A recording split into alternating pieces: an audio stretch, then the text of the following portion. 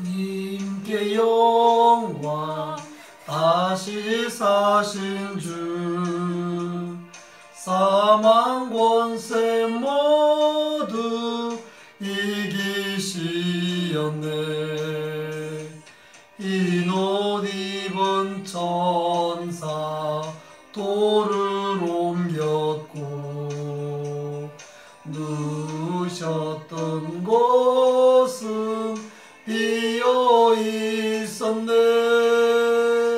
주님께 영광. 다시 사신 주 사망 권세 모두 이기시었네. 부활의 주님 나타나시사 두려움과 의심 물리치셨네. 주의 교회 기뻐 찬송하여라. 다시 사신 주님 이겼네. 주님께 영광. 다시 사신 주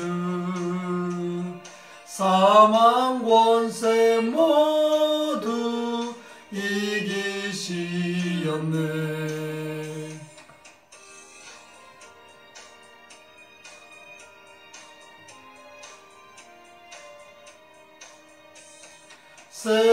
생명의 임금 영광의 주님. 주님 없는 삶은 헛될 뿐이라. 주의 사랑으로 세상 이기고 요단 건너 본향 가게 하소서. 주님께 영광. 다시 사신 주 사망 권세 모두 이기시었네.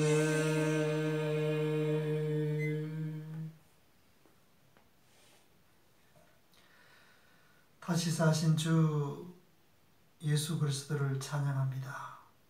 사망 권세 이기신 주님, 오늘 이런 새벽 시간에 우리들이 어둠을 몰아내고 새벽을 깨우는 귀한 자리에 나오게 하심을 감사합니다. 늘 주 하나님을 찬송하며 기도하며 말씀을 사모하며 깨어있는 믿음의 사람으로 살아갈 수 있도록 은혜를 베풀어 주옵소서. 오늘도 은혜의 자리, 기도의 자리, 주 하나님을 높이는 자리에 나와싸우니 우리를 통해서 높임 받아주시고 영광 받아주시고 오늘도 우리에게 은혜를 베풀어 주시고 말씀하여 주시옵소서. 예수님의 이름으로 기도드리옵나이다. 아멘. 오늘 우리에게 주시는 하나님의 말씀은 마가복음 16장 1절에서 8절까지의 말씀입니다. 마가복음 16장 1절에서 8절까지의 말씀입니다. 마가복음 16장 1절에서 8절까지의 말씀을 교독으로 읽겠습니다. 안식일이 지남에 막달라 마리아와 야고보의 어머니 마리아와 또 살로메가 가서 예수께 바르기 위하여 향품을 사다 두었다가 안식 후 첫날 매우 일찍이 해 돋을 때에 그 무덤으로 가며 서로 말하되 누가 우리를 위하여 무덤 문에서 돌을 굴려주리요 하더니 눈을 들어 본즉 벌써 돌이 굴려져 있는데 그 돌이 심히 크더라. 무덤에 들어가서 흰옷을 입은 한 청년이 우편에 앉은 것을 보고 놀라매 청년이 이르되 놀라지 말라. 너희가 십자가에 못 박히신 나사렛 예수를 찾는구나. 그가 살아나셨고 여기 계시지 아니하니라. 보라, 그를 두었던 곳이니라. 가서 그의 제자들과 베드로에게 이르기를 예수께서 너희보다 먼저 갈릴리로 가시나니 전에 너희에게 말씀하신 대로 너희가 거기서 배우리라 하라 하는지라. 여자들이 몹시 놀라 떨며 나와 무덤에서 도망하고 무서워하여 아무에게 아무 말도 하지 못하더라. 아멘. 오늘도 이런 시간에 기도의 자리에 나온 우리들에게 하나님이 오늘 읽은 이 말씀을 통해서 은혜 주시기를 원합니다. 오늘 우리가 말씀 읽은 대로 예수님께서 부활하신 이런 아침입니다. 할렐루야! 아멘! 지금까지 계속 그렇게 고난받으시고 그렇게 조롱받으시고 모욕받으시고 십자가에 죽으신 것, 이런 것들을 말씀을 묵상하고 또 말씀을 전할 때 마음이 한편으로 무거웠어요. 근데 어제 이 말씀을 딱 읽는데 부활의 아침에 왔다니까 기분이 진짜 너무 좋은 거예요. 상쾌한 거예요. 마음이 완전히 홀가분해졌어요. 부활의 아침, 이게 부활의 능력이구나, 그걸 느꼈어요. 무덤을 찾은 세 여인과 흰옷 입은 한 청년의 이야기를 들어보겠습니다. 세 여인은 누구일까요? 막달라 마리아, 야고보의 어머니 마리아와 살로메, 이 세 여인이 나옵니다. 야고보의 어머니 마리아는 요새의 어머니이기도 하며 작은 야고보의 어머니입니다. 이거 친절하게 써놨습니다. 자, 15장 47절 바로 위에죠. 한번 읽어볼까요? 시작. 막달라 마리아와 요새의 어머니 마리아가 예수 든 곳을 보더라. 그러니까 예수님이 십자가에 못 박혀 죽으시고 어디에 장사되었는지 이 두 여인은 가서 딱 본 거예요. 자, 요새의 어머니라고 했고 16장 1절에는 야고보의 어머니 마리아를 했는데 이 사람이 독일인입니다. 어디서 보면 확인할 수 있냐면 15장 40절 한번 읽어보겠습니다. 시작. 멀리서 바라보는 여자들도 있었는데 그 중에 막달라 마리아와 또 작은 야고보와 요새의 어머니 마리아와 또 살로메가 있었으니. 여기도 이 세인이 등장하는데 오늘 두 번째 등장하는 이 여인 야고보의 어머니는 요새의 어머니이기도 하고 작은 야고보의 어머니라는 것을 확인할 수 있습니다. 그래서 이 세 여인이 등장을 합니다. 그렇다면 우리가 이 세 여인이 왜 무덤에 갔을까 한번 생각해 볼 필요가 있겠죠. 향품을 준비해서 예수님의 몸을 깨끗하게 하기 위해서였습니다. 예수님을 따르던 많은 사람들이 있었습니다. 그리고 여인들도 많았어요. 자, 보십시오. 아까 전에 15장 40절 읽었잖아요. 41절 한번 더 읽으면 이렇습니다.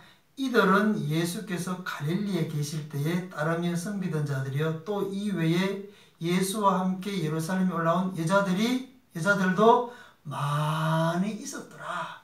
그러니까 예수님을 따르는 많은 사람들이 있었고 그 중에 여인들도 많이 있었고 예루살렘까지 올라와서 십자가 처형당하는 모습을 본 여인들도 많았다는 거죠. 그 많은 여인들 중에 특별히 오늘 이 세 여인이 등장을 합니다.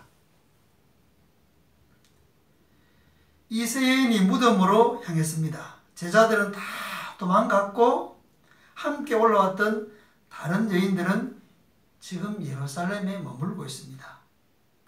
그런데 이 세 여인을 부각시키고 있습니다. 세 여인은 주님을 따르는 참 제자이고 헌신된 제자이고 믿음을 가진 제자입니다. 그러하기에 시간과 물질을 아낌없이 드릴 수 있는 것이고 믿음의 열정도 드릴 수 있는 것입니다. 그리고 무엇보다도 이 세 여인은 절망을 딛고 희망을 향해 걷는 여인들입니다. 2절 말씀 한번 읽어볼게요. 16장 2절 같이 읽어볼까요? 시작. 안식 후 첫날 매우 일찍이 해도 들 때에 그 무덤으로 가며. 이 세 여인이 무덤을 향해서 가는 거예요. 그리고 이 세 여인 중에 두 여인은 예수님이 어디에 장사되었는지 미리 봐둔 사람이에요. 무덤에 묻혀 있어요. 무덤에 묻혔다는 것은 절망이에요. 그런데 이 여인들 오늘 2절 말씀 보면은 안식 후 첫날 매우 일찍이, 안식일 전날에 십자가에 못 박히셨고 예수님이 죽으셨어요. 그리고 안식일이 지났고 그 다음 날이에요. 주의 첫날이에요. 그러니까 안식 후 첫날은 on the first day of the week, 주의 첫날입니다. 그리고 매우 일찍 해도 들 때에 그 무덤으로 가며. 자, 이 말씀을 보면은 무덤으로 향하고 있습니다. 무덤으로 향해 갔습니다. 그런데 그 때가 언제냐? 때가 나옵니다. when? 언제냐? 일찍이 해 돋을 때입니다. 해가 돋을 때. 자, 보십시오. 무덤을 향해 가는 것은 절망을 향해 가는 겁니다. 그런데 해가 돋을 때, 해가 떠오른다는 것은 나름 희망을 향해 걷는 것입니다. 근데 순서적으로 보면은 이게 더 먼 과거예요. 이미 해가 돋아오를 때 그들은 무덤으로 향했다는 것이죠. 절망 가운데 있지만 희망을 향해서 걸어가는 여인들. 그래서 믿음의 여인들이라는 것이죠. 이 세 여인은 연약한 사람들이었지만 주님께서 부활하셨다는 소식을 가장 먼저 듣고 알게 됩니다. 그리고 가서 전하라고 하는 그 명령을 주님께 그 명령을 받아서 주님께서 부활하셨다는 것을 제자들에게 전하는 부활의 첫 증인이 됩니다. 7절 8절 한번 읽어볼까요? 가서 그의 제자들과 베드로에게 이르기를 예수께서 너희보다 먼저 갈릴리로 가시나니 전에 너희에게 말씀하신 대로 너희가 거기서 배우리라 하라 하는지라. 여자들이 몹시 놀라 떨며 나와 무덤에서 도망하고 무서워하여 아무에게 아무 말도 하지 못하더라. 무덤에 갔는데 이미 무덤에 돌은 굴려져 있고 한 청년이 있고 그 한 청년이 부활하셨다는 것을 알려주고 제자들에게 가서 전해라. 이 소식을 듣고 너무너무 놀란 거예요. 주님께서 부활하셨다는 것 소식을 듣고, 그러니까 자기들의 생애에서 경험하지 못한 이런 경험을 한 거죠. 주님께서 부활하셨다. 제일 먼저 듣고 이 부활의 증인이 되는 이 역할을 감당하게 되는 이 세 여인입니다. 그렇다면 이제 우리는 그 한 청년은 누구인지를 보려고 합니다. 한 청년이 무덤 안에 있습니다. 자, 말씀을 한번 볼까요? 5절 말씀을 같이 한번 읽어보겠습니다. 시작. 무덤에 들어가서 흰옷을 입은 한 청년이 우편에 앉은 것을 보고 놀라매. 자, 이 세 여인들은 무덤을 향해서 해가 돋았을 때 향하고 있었고 가면서 걱정을 했어요. 이미 그 예수님의 무덤은 큰 돌로 이렇게 막아놨는데 이 큰 돌 누가 굴려주면 좋을 텐데 이런 큰 걱정을 하고 갔어요. 그런데 딱 가보니까 큰 무덤을 막고 있던 큰 돌이 옮겨져 있는 거예요. 이게 4절에 나옵니다. 그 돌이 아주 큰 돌이었어요. 그리고 들어가 보니까 흰옷을 입은 청년이 있다는 거죠. 흰옷 입은 청년이 예수님이 누우셨던 우편에 앉아 있었습니다. 그렇다면 흰옷 입은 이 청년은 누구일까요? 흰옷은 광채 나는 옷을 의미하는데 이 옷을 입은 청년의 정체는 여기서는 말하고 있지 않지만 천사입니다. 무덤 입구를 막고 있는 큰 돌을 누가 옮겼을까요? 당연히 이 청년 흰 옷 입은 천사가 옮겼죠. 오늘 우리 찬송도 불렀잖아요. 흰 옷 입은 천사 돌을 옮겼고. 자, 흰 옷을 입은 청년 곧 천사가 했다는 겁니다. 성경에는 두 가지가 있죠. 정경과 외경이 있습니다. 66권은 정경이고 그 외에 13권의 외경이 있습니다. 외경 마카베오 하 3장 26절에도 이와 비슷한 표현이 나옵니다. 천사가 옮겨놓았다는 거죠. 유대인의 표현 방식입니다. 흰옷 입은 청년.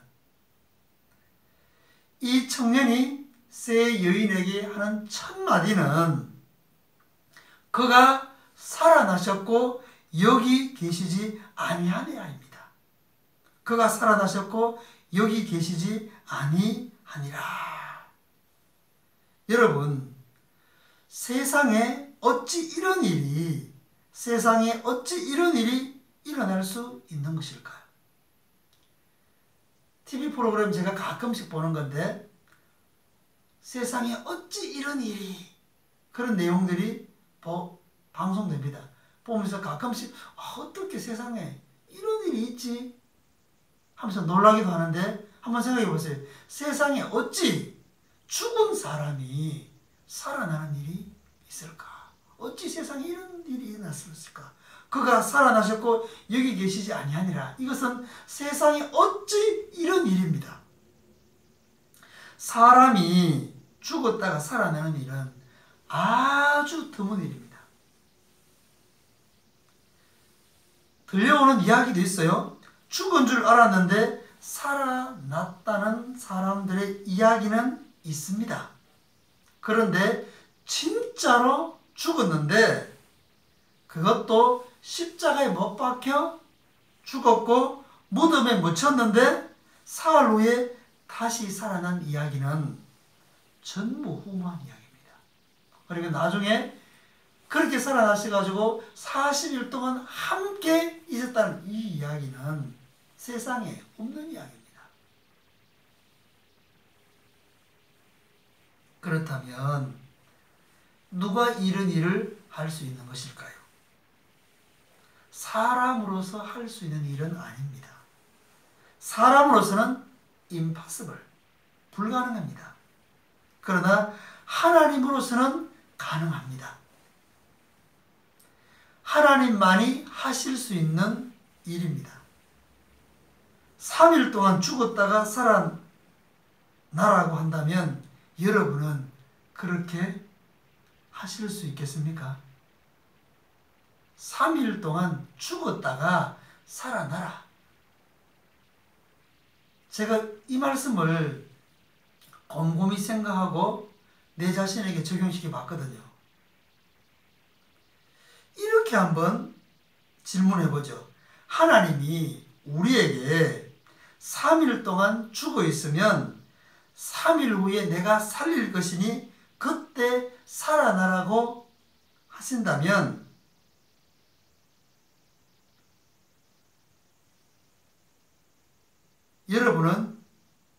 우리는 그렇게 하실 수 있겠습니까? 네, 제가 그렇게 하죠.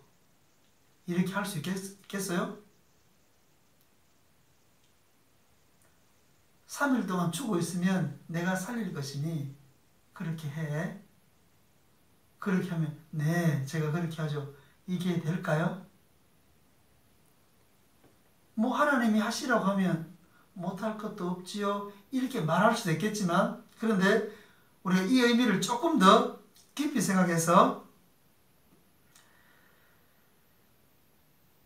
조금 더 앞에 일어난 일까지 포함해서 예수님이 체포당하신 것처럼 너도 체포를 당하고 조롱과 멸시, 모욕과 침뱉음과 구타를 당하고 인격적인 살인까지 당하고 그런 수모를 다 겪은 뒤 십자가 처형을 당하고 죽었다가 3일 후에 살아날 것이라고 한다면 그래도 내가 하겠습니다. 할 수 있겠습니다. 이렇게 말할 수 있는 사람이 있을까요? 말로는 한다고 할 수 있겠지만 실제로 그렇게 할 수 있는 사람은 아무도 없을 것입니다. 오직 구원자로 오신 하나님의 아들 예수님만이 그렇게 하실 수 있습니다. 그가 살아나셨고 세상에 어찌 이런 일이 일어날 수 있을까의 결론은 하나님만이 하실 수 있다는 것입니다. 그는 생명과 사망의 권세를 가지신 하나님이시기 때문입니다. 그가 살아나셨고 여기 계시지 아니하시다. 오직 하나님의 아들 구원자 되시는 예수 그리스도만이 하실 수 있는 것입니다. 이런 의미로 본다면 그분은 생명과 사망의 권세를 가지신 분이십니다. 그 주님을 믿고 소망 가운데 절망 속에 있지만 희망을 바라보며 살아가는 우리들이 될 수 있기를 축복합니다. 우리 이 시간에 이렇게 기도하기를 원합니다. 몸과 마음과 시간과 물질 그리고 열정을 주님께 드릴 수 있는 주님의 참된 제자로 살게 하여 주옵소서. 절망 중에도 희망을 보고 믿음의 걸음을 걷게 하시고 주님의 증인으로 쓰임받는 우리들 되게 하여 주옵소서. 우리 구등명지교회 되게 하여 주시옵소서. 우리 주님 부르고 기도하겠습니다. 주여